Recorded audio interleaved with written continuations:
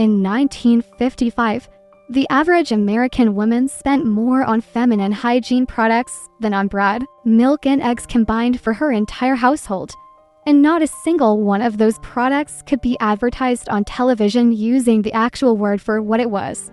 The entire industry operated in a kind of commercial whisper, sold through euphemism, hidden behind plain brown wrappers, paid for in cash so the receipt would not betray the purchase to a husband checking the household accounts. This is the world of the 1950s woman, and the rules she lived by were not written in any book. They were taught mother to daughter, whispered between friends in powder rooms, learned from the pained silences of older women who knew what would happen if you got it wrong. Behind the pearls and the perfect hair, behind the wasp waist and the immaculate kitchen, there was a hidden economy of hygiene rituals so demanding, so constant, and so utterly invisible to men that even today most people have no idea what these women actually did with their bodies every single day. The first rule was the one that governed everything else, and it was simple. A woman never, under any circumstance, allowed herself to be caught smelling like a human being. This sounds obvious until you understand what it actually meant in 1953. Antiperspirants existed, but were primitive, often made with aluminum chloride compounds so harsh they could burn the skin if applied to freshly shaved underarms. Deodorant came in cream form, scooped from a jar with the fingers and rubbed in. The most popular brand was a thick pink paste that stained clothing if applied too generously, so women learned to dab it on with one finger, wait for it to dry completely, then dust the area with talcum powder to absorb any further moisture. The entire ritual took 10 minutes and had to be repeated mid-afternoon, which is why every woman carried a small jar in her purse along with a handkerchief and a compact of pressed powder. The second rule concerned what no woman would say out loud, but every woman knew. During menstruation, you behaved as if nothing was happening, because admitting it was happening was a social catastrophe. Sanitary belts were the standard, contraptions of elastic and metal clips that held bulky cotton pads in place through a system of loops that pressed into the skin and left red marks by evening. A woman wore this device for 5 to 7 days every month from puberty until menopause, and she did so while smiling, while dancing, while serving dinner, while standing for hours in heels at a cocktail party. The pads themselves had no adhesive backing, no wings, no shaping, nothing of what exists now. They shifted constantly. Tampons existed, but were considered scandalous for unmarried women, with widespread cultural belief that using one could damage a girl's virginity, a belief promoted by doctors, mothers, and even some early product warnings. The third rule was the douche, and this is where modern readers usually stop and ask whether it can possibly be true. It was. The 1950s woman was taught, through magazine advertisements that ran in respectable family publications, that the inside of her body required regular chemical cleansing to remain acceptable to her husband. The most heavily marketed product for this purpose contained a powerful antiseptic originally developed as a surgical disinfectant, diluted in water and used as an internal rinse.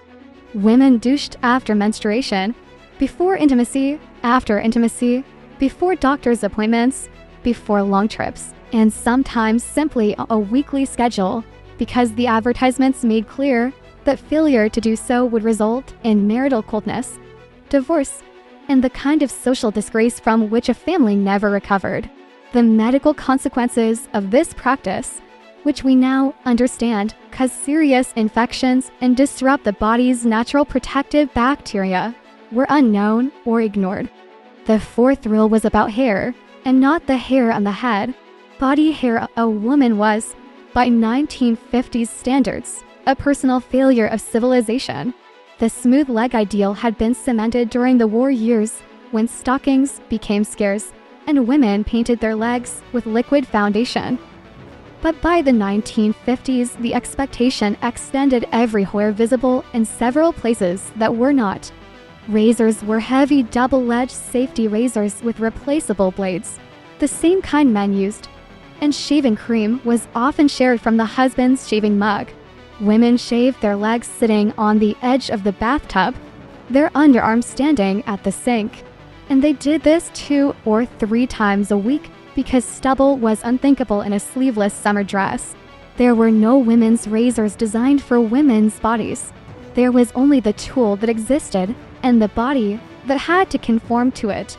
The 5th rule concerned the face, and it was the most exhausting of them all. A 1950s woman had a morning routine that, performed correctly, took between 45 minutes and an hour. It began with cold cream, applied generously and wiped away with tissues, because actual face washing with soap was believed to strip the skin of essential oils. Then came astringent, then moisturizer, then foundation applied with a damp sponge, then powder set with another sponge, then rouge, then eyebrow pencil, then mascara that came as a dry cake activated by spitting on a tiny brush.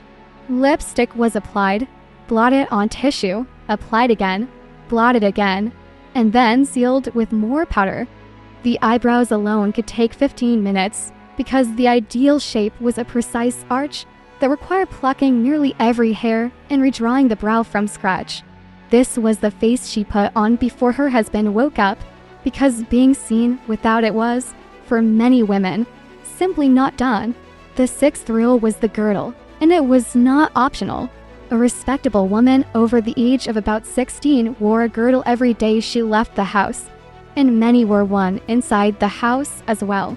The girdle was a heavy elasticated garment that compressed the abdomen, hips, and thighs into a smoother silhouette, and it was worn over the underwear and under the stockings, attached to those stockings by 4 metal clips that pressed into the skin of the upper thighs and left bruises by the end of a long day.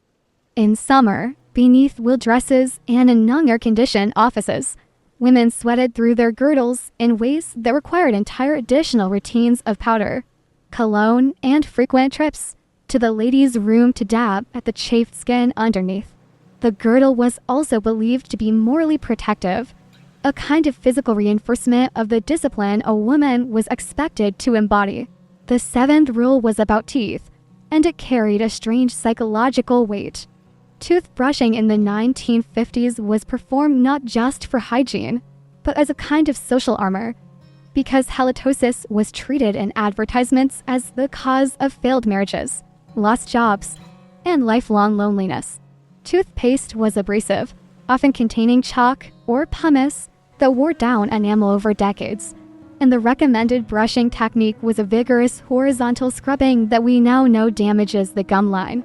Mouthwash was used not occasionally, but several times a day, and the most popular brand had been marketed for decades as a cure for bad breath using a manufactured medical-sounding term that did not actually exist as a clinical diagnosis. Women carried small bottles of it in their handbags and ducked into restrooms to rinse before or any social encounter. Have you ever wondered why so many products from that era came in tiny travel sizes? It was because no woman trusted herself to make it through a day without reapplying every layer of her hygienic armor at least twice. The 8th rule was perhaps the strangest of all to modern ears, and it concerned the hair on her head. A 1950s woman washed her hair, on average, once a week, sometimes once every 10 days. Daily shampooing was considered damaging and unnecessary, and given the hairstyles required hours of setting in curlers, pinning, rolling, and spraying, washing too often would have destroyed the entire architecture of the look. Between washes, hair was preserved through nightly wrapping in a silk or cotton scarf, careful sleeping postures designed not to crush the curls, and frequent dustings with talcum powder at the roots to absorb oil. Dry shampoo as it exists now did not exist then, but talcum powder did the same job in a cruder way. The weekly wash itself was an event, often performed on Saturday evening so the hair could be set in pin curls overnight and styled fresh for Sunday church. The 9th rule was the one no one explained, but every woman understood. You did not, under any circumstance, discuss any of these practices with men. Not your husband, not your father, not your brother, not your son. The entire apparatus of feminine hygiene was supposed to be invisible to male eyes, because the cultural fiction of the era was that women emerged each morning naturally smooth, naturally scented, naturally curl, and naturally without bodily functions. The products were sold in pharmacies wrapped in plain paper. The advertisements appeared in magazines men did not read. The bathroom rituals happened behind locked doors. A husband who walked in on his wife mid-routine was committing a small social transgression, and a wife caught without her face on was committing a larger one. This silence was so complete that men who lived their entire lives married to women in this era often genuinely had no idea what those women actually did in the bathroom every morning. The 10th rule was the one that bound all the others together, and it was the rule of perpetual freshness. A 1950s woman was expected to be, at every moment of every day, freshly bathed, freshly powdered, freshly scented, freshly dressed, and freshly composed. This was not a goal to be achieved occasionally. It was a permanent state to be maintained. She bathed every morning in water heated by gas or electric water heaters that were often unreliable, using bar soap that left a film on the skin and required rinsing with a second bucket of cleaner water in many older homes. She powdered herself with talc that contained ingredients we now know were harmful. She doused herself in cologne sold in glass atomizers that broke easily and stained clothing. And she did all of this not for her own comfort, but as a kind of unspoken contract with the world around her. A promise that she would never, ever appear as the actual physical creature she was, only as the polished representation of what a woman was supposed to be.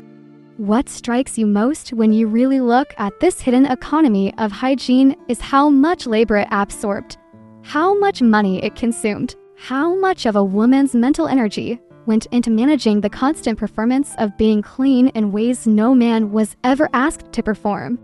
The 1950s housewife is often imagined as a figure of leisure, smiling in her kitchen with a casserole. But the truth is that before she ever got to that casserole, she had already done 2 hours of invisible work on her own body, and she would do another hour before bed, and she would repeat this every single day of her adult life. Which of these 10 rules surprised you the most? And have you ever heard your grandmother or great-grandmother mention any of them? The reason these rituals matter now is that they did not vanish, they evolved. The pressure to be hairless, odorless, smooth, scented, and perpetually composed did not disappear in 1959, it transformed.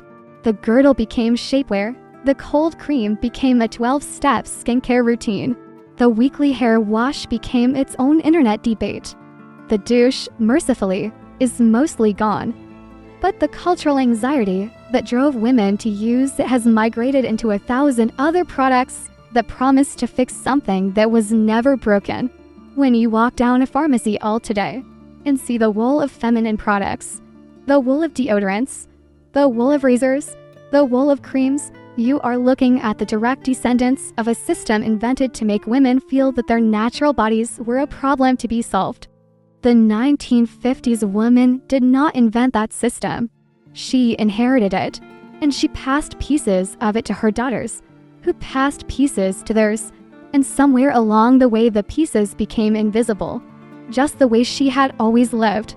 If this hidden world surprised you, subscribe so you do not miss the next forgotten side of history we uncover together.